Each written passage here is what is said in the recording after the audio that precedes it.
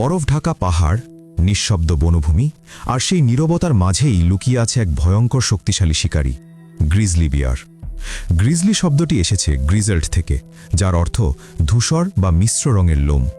তাদের লোমের আগা হালকা সাদা বা ধূসর হওয়ায় দেখতে এক ধরনের রাফ বা গ্রিজলি লুক তৈরি হয়। গ্রিজলি বিয়ার ঘন্টায় প্রায় ৫৫ থেকে ৬০ কিমি গতিতে দৌড়াতে পারে, মানে একজন মানুষের পক্ষে পালানো প্রায় অসম্ভব। এরা চমৎকার সাঁতার জানে, নদীতে মাছ ধরতে খুবই দক্ষ। গ্রিজলি বিয়ার সবচেয়ে বিখ্যাত স্যামন মাছ ধরার জন্য। বিশেষ করে যখন স্যামন মাছ নদীর উজানে ডিম পাড়তে যায়, তখন গ্রিজলি বিয়ার নদীর ধারে অপেক্ষা করে।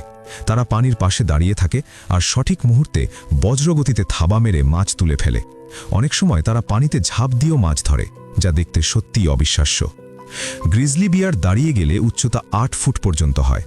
এরা বনে সাধারণত ২০ থেকে ২৫ বছর বাঁচে, আর সংরক্ষিত পরিবেশে ৩০ বছর পর্যন্ত বাঁচতে পারে।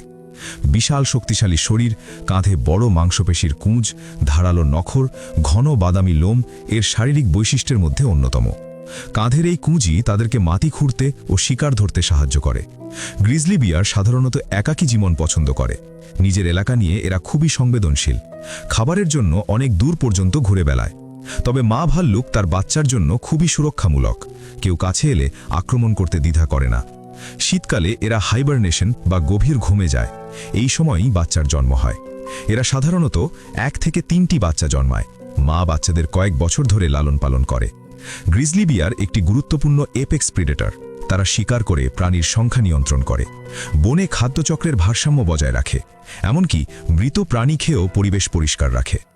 গ্রিজলি বিয়ার মূলত ইউনাইটেড স্টেটস, কানাডা এবং উত্তর আমেরিকার বিভিন্ন অঞ্চলে পাওয়া যায়। কিছু এলাকায় তাদের সংখ্যা স্থিতিশীল হলেও মানুষের বসতি বিস্তার ও শিকার তাদের জন্য হুমকি হয়ে দাঁড়িয়েছে। এই বিশাল শক্তিশালী প্রাণীটি প্রকৃতির এক ভারসাম্যের প্রতীক।